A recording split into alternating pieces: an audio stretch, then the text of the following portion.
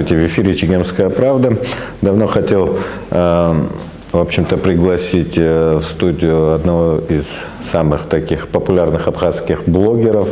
Сейчас, по крайней мере, он как блогер, он еще и великолепный журналист. Тенгиз Аджопов. Тенгиз, добрый день. Здравствуй.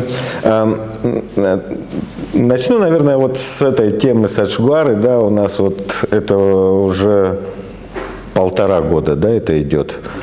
1,5 года вот мы никак не можем понять, это уголовное преступление было совершено или нет. То есть как бы прокуратура все как бы не может никак определиться. Хотя понятно, что огромная сумма денег ушла и не соответствует тому качеству тех работ, которые были проведены на ЛЭП Ачгвара. Ну, по крайней мере, общество как бы считает, что в принципе и по тем цифрам, которые были представлены в свое время там представителями оппозиции, там действительно есть большой зазор между деньгами, которые были спущены, и деньгами, которые были реально потрачены.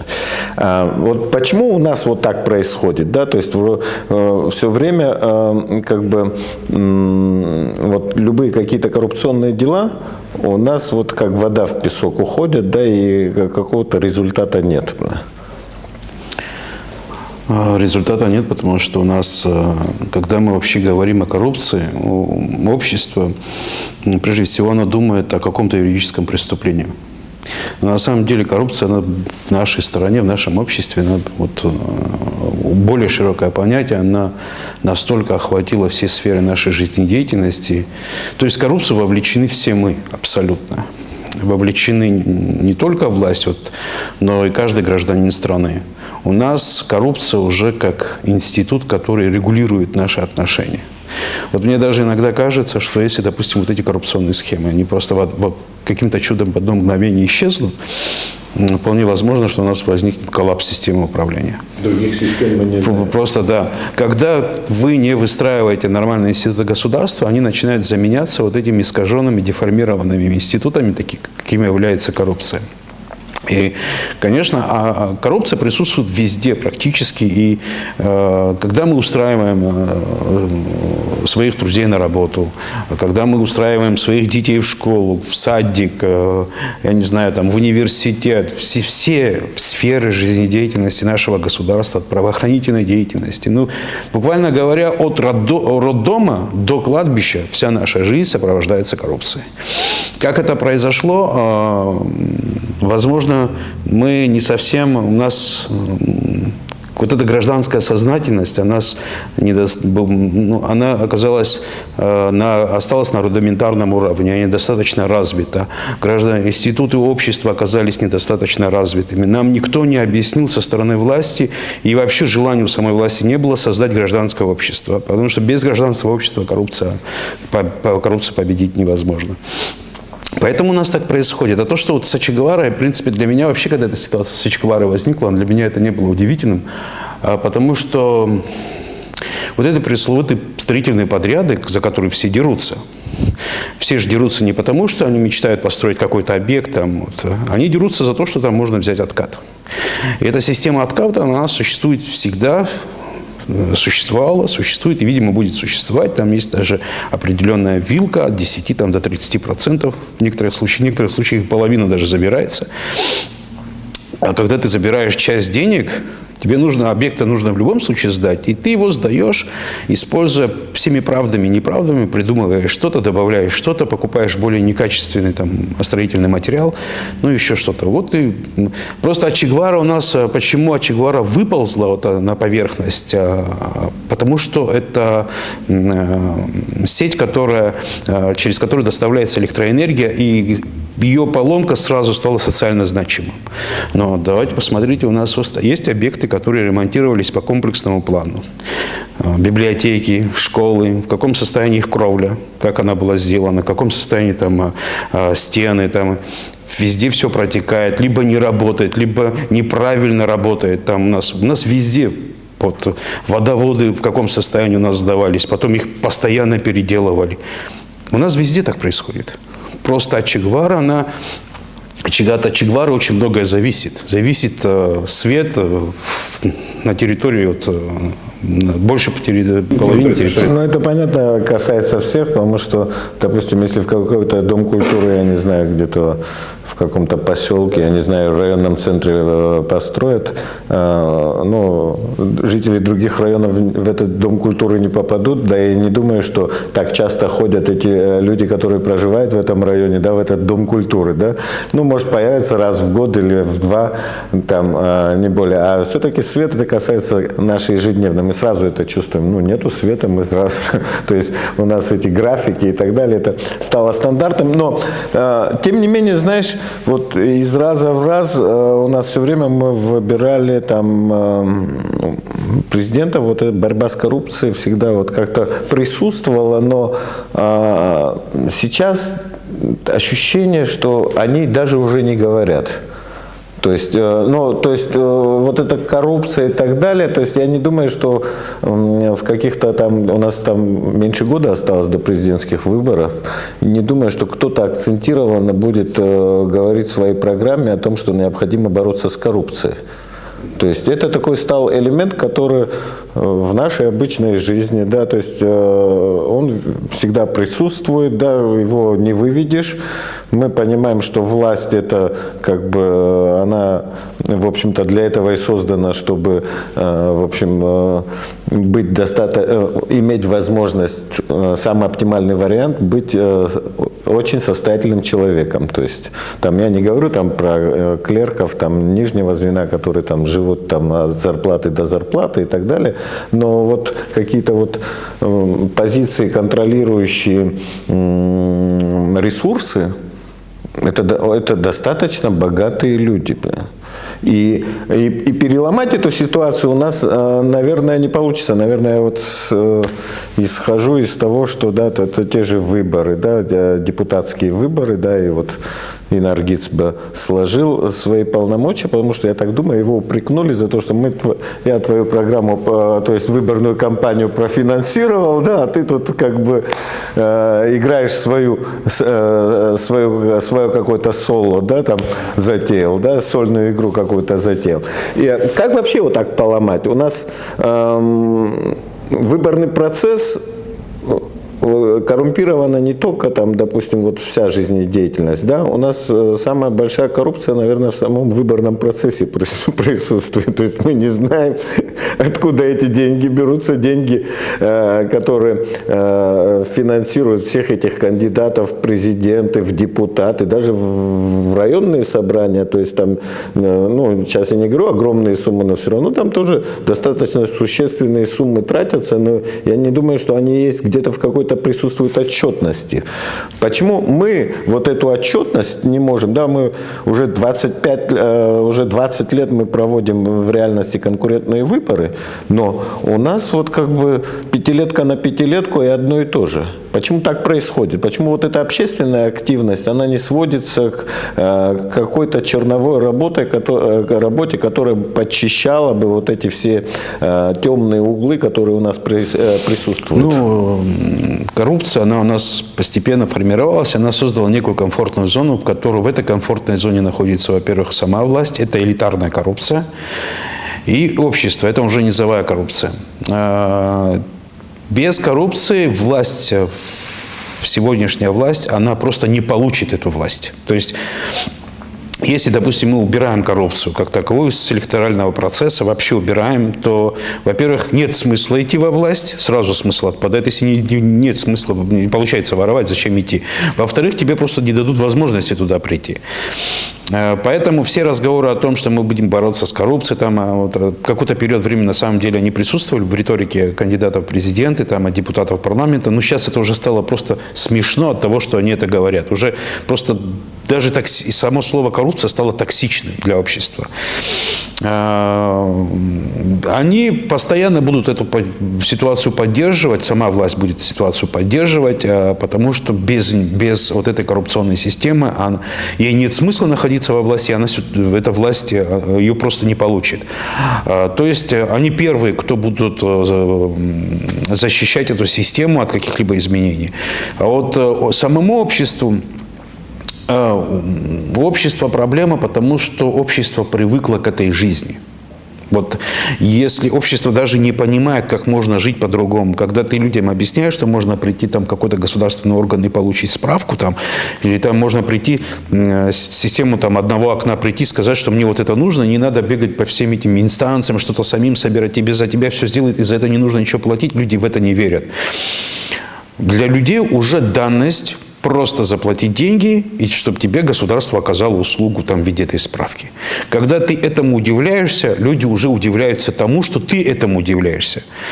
Вот насколько это глубоко сидит в обществе. Как это убрать? Это, честно говоря, институты вообще, которые вот настолько глубоко уже проникли в общество, они очень сложно, их сложно убирать. Либо нужно убирать жестко, революционно, там, какими-то жесткими решениями, либо общество постепенно должно трансформироваться, какой-то уровень сознательности постепенно должен расти у них, и осознание того, что это ненормальное общество, у них должно возникнуть.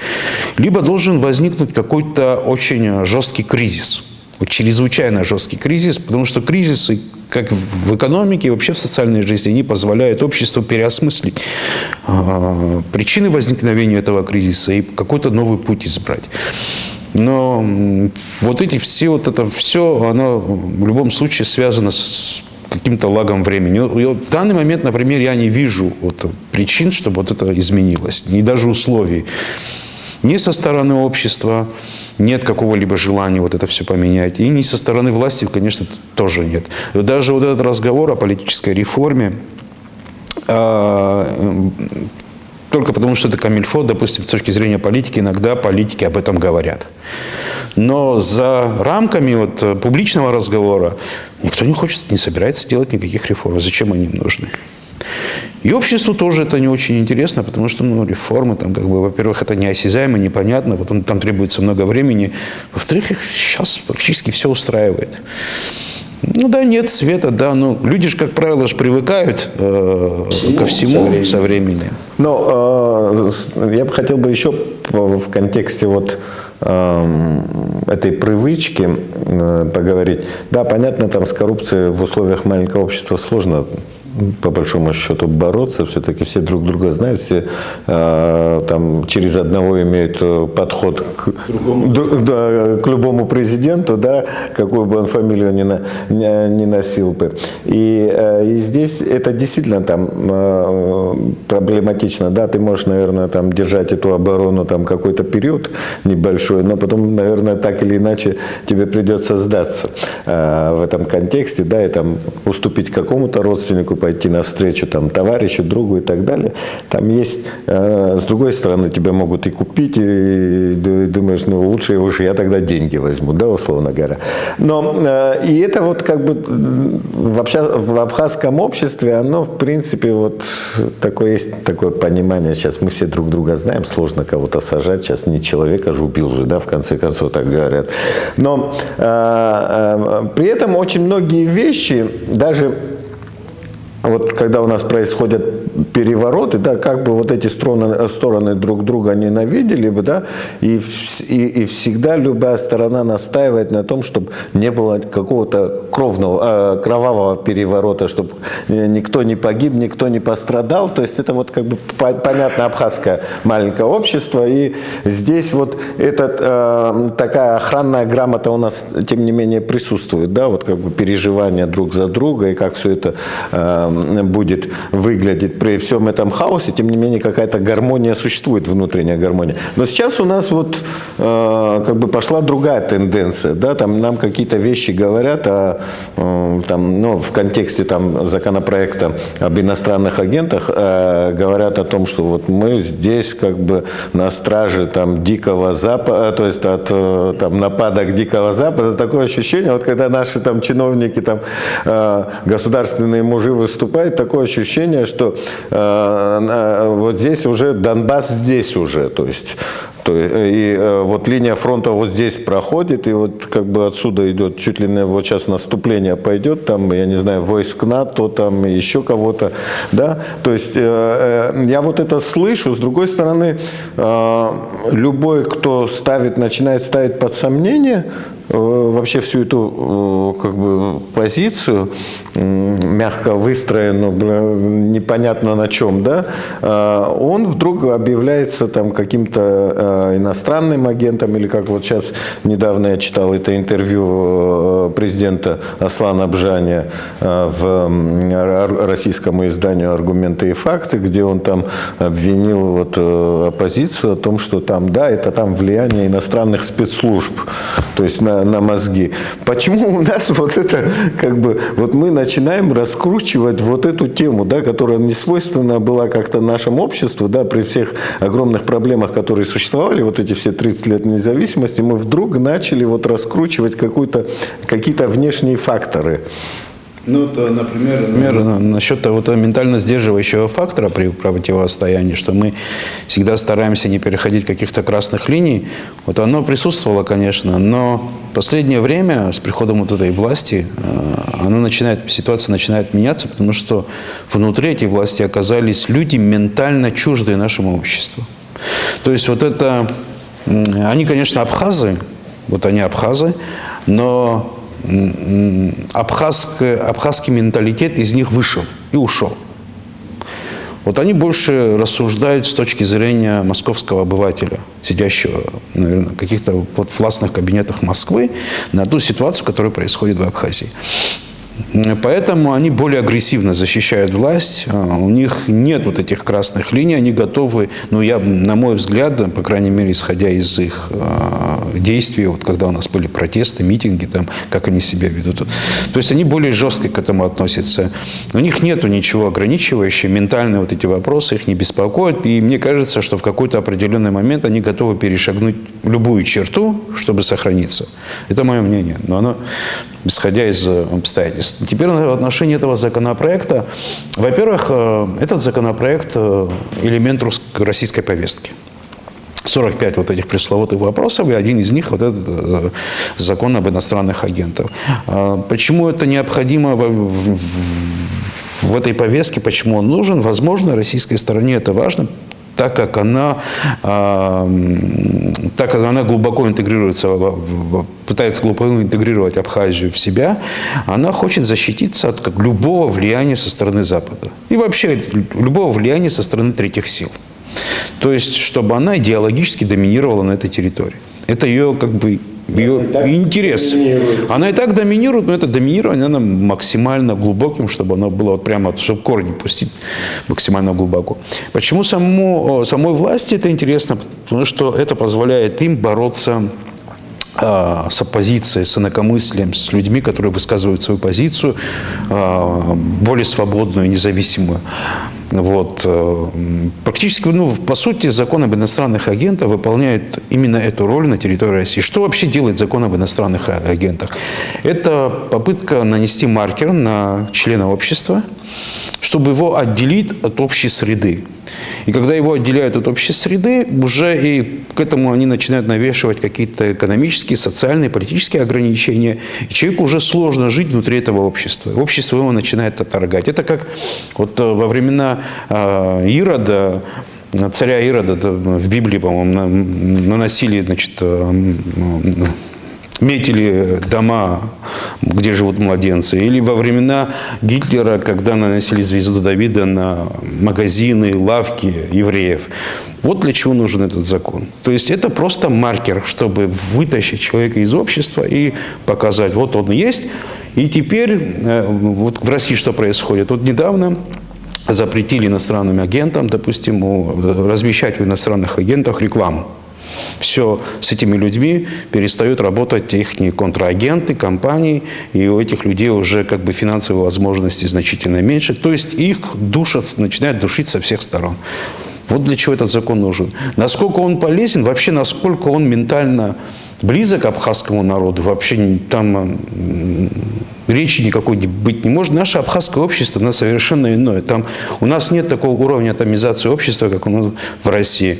Мы мало того, что там друг другу далекие родственники, мы еще там близкие, мы постоянно с обществом, вообще очень маленькое, мы часто встречаемся, разговариваем, у нас на похороны вместе ходим, на плакание вместе ходим, там, я не знаю, там, на свадьбы. И этот закон, я даже не представляю, как этот закон вообще может работать. Мы может быть, различных политических взглядов, но мы можем там, не знаю, на митинге подраться, но на следующий день там на свадьбе сидеть и обниматься. Ну как это мы можем там соседа, не знаю, друга, родственника объявить врагом? Я этого не понимаю. Как он вообще-то закон будет здесь? Он не может здесь работать. Это не свойственно абхазскому обществу. Но люди, которые его проталкивают, продавливают, они этого просто не понимают. Они не понимают, потому что вот эта абхазская ментальность из них выветрилась. Она закончилась, ее нет. Вот и все. Ну, я вот здесь не очень соглашусь, что они не понимают. Мне кажется, понимание в целом есть. Да, ну, в целом есть, по крайней мере, я ни одного аргумента от них, почему этот закон нужен, кроме того, что этот закон интересен России, я не услышал. Почему это абхазскому обществу это выгодно? Да, там, о том, что там где-то какая-то молодежь, да, вот она может сбиться с ориентира, да, то есть вот в таком ключе говорить, а вот что-то там как бы нехорошее получится. То есть я вот этот аргумент откидываю, но в реальности никаких вменяемых аргументов нет. Но, с другой стороны, я понимаю, что когда мы 30 лет, в общем-то, не 30, но вот опять же с 2004 года, когда у нас конкурентная среда политическая пошла, да, то есть мы испробовали все. То есть мы говорили о борьбе с коррупцией, мы о реформе самоуправления, о чем только не говорили, да. В общем-то, все осталось на своих местах. Вот как бы мы тот белый лист, да, с которого мы начинали после жестких баталий 2004 года внутриполитических, там Сергей Васильевич Багаев сказал, начнем с чистого листа. У нас этот чистый лист до сих пор присутствует. Да, создали каждый президент создавал несколько конституционных комиссий, и потом все это как бы куда-то опять уходило в корзину. И понятно, что общество находится в апатии. Оно уже не верит никаким политическим силам. Как-то удержать не получается. Все понимают, что никто не имеет не то, что контрольного пакета доверия голосов, да, там вот ни одна политическая сила, она даже может не иметь блокирующего, да, вот есть там разрозненные какие-то, да, там какие-то группы кого-то поддерживают, какие-то другого, ну, то есть вот какого-то сильной политической силы у нас в реальности нет. Да, там, я не считаю, да, если ты там пришел к власти, но тем не менее, там выбрали тебя вроде бы 53%, но из этих 53, там, я не знаю, 56%, да, основная масса это люди, которые там доверились, а вось этот что-то сделает, да, но в реальности ничего не происходит, а остается там, может, 15-20% имеют какие-то там, какую-то поддержку, но я тоже не скажу, что это там какая-то фанатичная поддержка, да, этих голосов. И сейчас все понимают, что вот этот механизм удержания у власти, в общем-то, он уже требует каких-то новых подходов. И новый подход, мне кажется, вот нынешняя власть избрала это вот на противопоставлении. Во-первых, допустим, тот же Аслан Джани, он сейчас позиционирует, то есть если вот когда он приходил к власти, он позиционировал себя как реформатор. Сейчас о реформах не говорит, но он себя, вот из того, что я слышу, он как самый первый, единственный друг России. Он, то есть он позиционирует, да, то есть остальные, у нас вроде бы всегда любая политическая сила в Абхазии, она так или иначе, ну, все с головой в этом плане дружат, что понимают, что Россия это единственный там союзник, партнер и так далее, и там каких-то антироссийских сил у нас не было, но сейчас вот все те, которые там, допустим, не согласны с какими-то вещами, там, с апартаментами, с законом об иноагентах, там, еще какими-то другими, то есть есть возможность спокойно обвинить в том, что это антироссийские элементы. То есть закон об иноагентах, он позволяет, в общем-то, оформить всю эту, весь этот политический спектр как в качестве изгоев, да, то есть от которых так или иначе будут, в общем, сторониться люди, да, то есть и здесь, когда у тебя вся остальная политическая масса, это так или иначе искусственно, да, ну там не будем говорить искусственно или реально, она стала там антироссийской, да, единственная сила это я, то есть это вот мы, которые находятся у власти, как бы люди, которые защищают российский интерес. Но с другой стороны, я понимаю, там сохранение власти, но здесь же тоже есть огромные проблемы, да, то есть о тех вещах, о которых мы не говорим. Сегодня у нас границы в силу мирового кризиса, да, границы государств очень быстро меняются, да, то есть и приходится читать там на многих там телеграм-каналах, там и те, которые, ну, разные российские каналы есть, и в том числе, которые прокремлевские, но каждый по-своему видит, как все это ближнее зарубежье может выглядеть, да, там некоторые говорят, а давайте Абхазию в Россию, да, то есть, и тогда как нам быть? И я так вижу, что и наша власть как-то не очень как бы за этот суверенитет особо и держится, да, когда вот она там раз за разом говорит, что да, здесь ничего, нормально, там, давайте апартаментов построим, да, там придут новые там граждане, поселятся и так далее, а давайте мы там отдадим, здесь отдадим.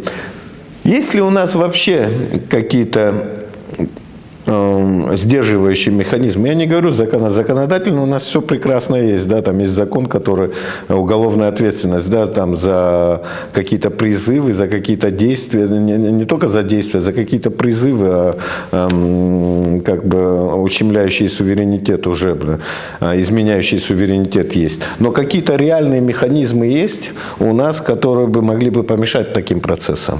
Смотрите, какая ситуация. Ну, у нас все политические силы в Абхазии, они, естественно, пророссийские. Там политический вектор никто не собирается рассматривать. Я бы сказал, что не то, что Аслан Георгиевич Бибижанян является самым пророссийским. Скорее, он самым беспринципным во всей вот этой плеяде политических сил в Абхазии. У каждой страны собственные интересы. И у России свои интересы, и у нас свои интересы. Есть, где интересы совпадают, есть, где интересы не совпадают. Это вполне нормально. Но смотрите, из 45 вопросов, где существует общее понимание, у нас возникли вопросы как бы только по нескольким пунктам. Там, вопросов максимум 5. То есть 40 вопросов здесь мы согласны, а вот где-то в 5 вопросах мы считаем, что это не совсем, вот, не так хотим решить этот вопрос. Так что в целом как бы у нас с российской стороны понимание присутствует. Это нормальный вообще процесс, сидеть, договариваться, русские свои предложения делать, мы свои предложения. А Аслан Георгиевич просто соглашается на все. Вот и все. Вот его самая пророссийская позиция заключается в том, что у него нет собственных принципов. Или у него в его риторике не отражаются интересы абхазского народа. Может быть, его какие-то личные интересы, может, групповые какие-то интересы выражаются, но интересов абхазского народа в его риторике я не вижу. Вот, в самом обществе я думаю, что, конечно, есть механизмы, которые... Абхазцы вообще научились вести такую очень интересную политику. Они чувствуют свою экономическую зависимость, они как бы очень лояльно относятся ко всему. Но у абхазцев вот это все равно черта где-то присутствует, за которую они не перейдут, не позволят кому-то перейти. Ну, мне так кажется. Я не думаю, что вот если встанет вопрос о вхождении куда-то, что абхазцы просто с радостью все согласятся. Я так не думаю. Потому что все равно есть какой-то элемент исторической памяти. Республика очень маленькая. Мы уже все наши проблемы заключаются в том, что мы куда-то входили. То с грузинами была проблема, то до грузинов у нас тоже была проблема с Российской империей, потом с грузинами была проблема. У нас постоянно одна и та же проблема, одни и те же грабли. Хотя история ничего не учит, но я все-таки надеюсь, что какие-то сдерживающие механизмы внутри, глубоко в обществе сидят, и вот прямо Мы можем, допустим, от чего-то, допустим, отказываться, в том числе, как Аслан Георгиевич Бжаня говорит, о какой-то части суверенитета. Вот общество может на это согласиться, там, скрипя зубами, но вот прямо отдать весь суверенитет, я думаю, что нет. Или, может, мне хочется в это верить, не знаю. Вот. Так что я думаю, что все-таки какие-то механизмы присутствуют. Но опасность есть вообще? Вот ты видишь эту опасность? Опасность, да, конечно, безусловно, опасность присутствует, потому что с учетом того, что происходит вокруг, непонятно, как очень быстро меняются границы государств. И российская сторона, например, может предложить такой вариант решения, потому что, например, Осетия активно поддерживает это решение о вхождении в состав Российской Федерации. Вот, я думаю, что Приднестровье, например, не против будет. Вот. Приднестровье сейчас как бы оно находится в другой логистике, да? Находится в другой логистике. Это пока. Так что неизвестно, что завтра будет. С другой стороны, смотри, у Москвы сейчас, при том, что как бы нет дипломатических отношений, там с Грузией очень активно налаживаются отношения, да, там экономические в первую очередь, да. Я думаю, сейчас идет и некий даже какой-то политический момент, учитывая, что сейчас в Грузии при всем как бы таком публичном стремлении там в Евросоюз, но тем не менее такое ощущение, что вот нынешние лидеры грузинской мечты ни в какой Евросоюз не хотят, и вот сейчас они по второму разу запускают как бы в производство в парламенте там закон об иноагентах, да, то есть он как-то параллельно у нас присутствует, у них присутствует. При этом как бы мы с грузинами тоже, в общем-то, никаких особых переговоров нет, и у нас как бы такое ощущение, вот многие сейчас поговаривают, то там вот эти проекты там союзного государства и так далее, там, и такое ощущение, что вот нас готовят о том, что сейчас вот Москва как-то с грузинами договорится и вот найдет какую-то общую приемлемую форму там восстановления там некого союзного государства, да, там, куда войдет Грузия, и вот и мы тоже каким-то боком туда же, то есть там я читаю там в той же грузинской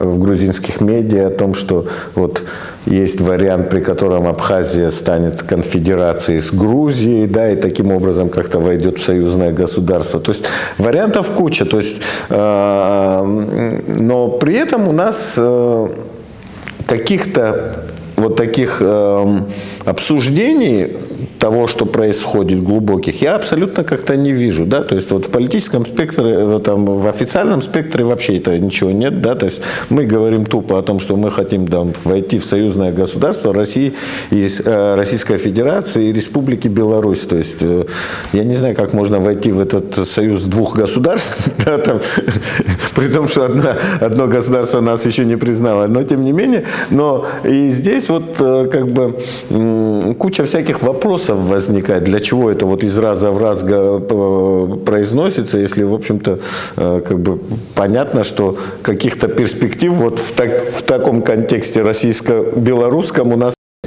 Я думаю, что это просто пытаются выдать желаемое за действительное. Я очень сомневаюсь, что есть перспектива этого союзного государства. Вообще позиция Беларуси, она такая осторожная, он как бы и активно сотрудничает с Российской Федерацией, но все равно он в какой-то момент вот шаг вперед и, может быть, 2 шага назад неожиданно возникнет. Так что в этом плане там прямо жесткая какой-то дорожная карта, по которой можно двигаться к союзному государству, по-моему, нет ни в Беларуси точно нет, и в России тоже там весьма туманно. А сама позиция, вот то, что сейчас происходит в Грузии, в Грузии сейчас относительно такая власть, которая пытается наладить отношения с Россией. Экономически пока эта ситуация выгодна очень Грузии, потому что благодаря санкциям у России серьезные проблемы, связанные с импортом, и через Грузию идет значительная часть параллельного импорта. Очень большие доходы Грузия от этого получает, плюс я бы не сказал, что это прямо пророссийские силы. я думаю, что просто это очень прагматичные люди, которые хотят вот в текущей ситуации экономически, как-то финансово выиграть максимально. И вот этот закон об иностранных агентах, который они там проталкивают сегодня, допустим, это тоже, как мне кажется, все-таки это какая-то игра. Вот. Они как некая демонстрация России. Вот смотрите, мы вот что здесь этот закон протаскиваем, хотим пропустить через парламент, но потом будет активность оппозиции, опять, этот закон берут с парламента. Политика, она из 100%, вот публичная политика из 100%, наверное, 80% это игра. Вот.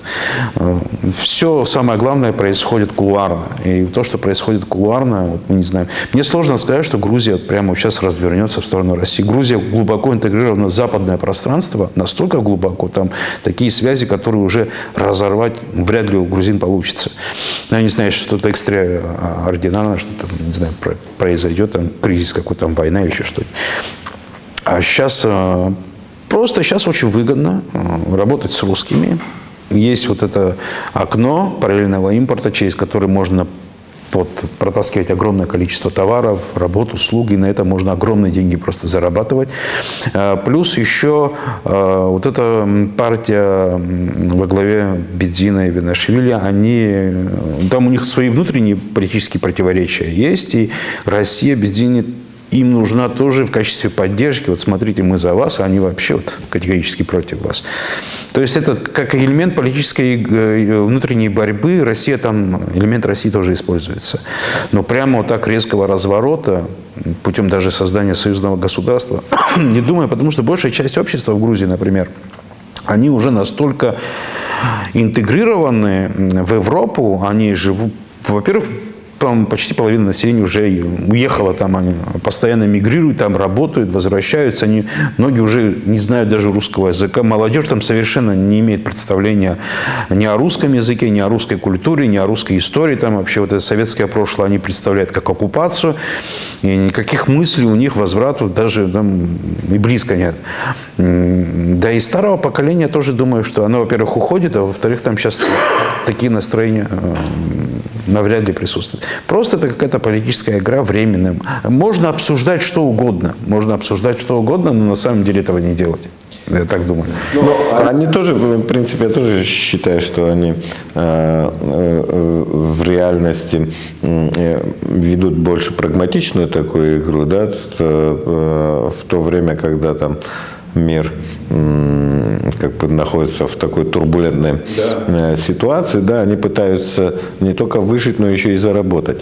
С другой стороны, мне кажется, есть понимание, что вот это кандидатство, которое Евросоюз они получили, и с той внутренней философией, которая есть у грузинской мечты, она достаточно несовместима для того, чтобы перейти на новый скачок, то есть стать уже членами Евросоюза. Да? То есть, тем более, тот же Бедзина и Иванишвили, там и многие, и некоторые там представители грузинской мечты, которые находятся в высшем руководстве страны, там, в том числе там судьи, да, они там уже появляются уже в санкционных списках Евросоюза, да, то есть и вот эта перспектива как бы идти туда, вот будучи вот иметь какую-то перспективу еще как бы получить какие-то ограничения своей деятельности, наверное, не очень-то желают. Вот как бы само стремление, есть возможность развиваться вот в своем стремлении. С одной стороны, как бы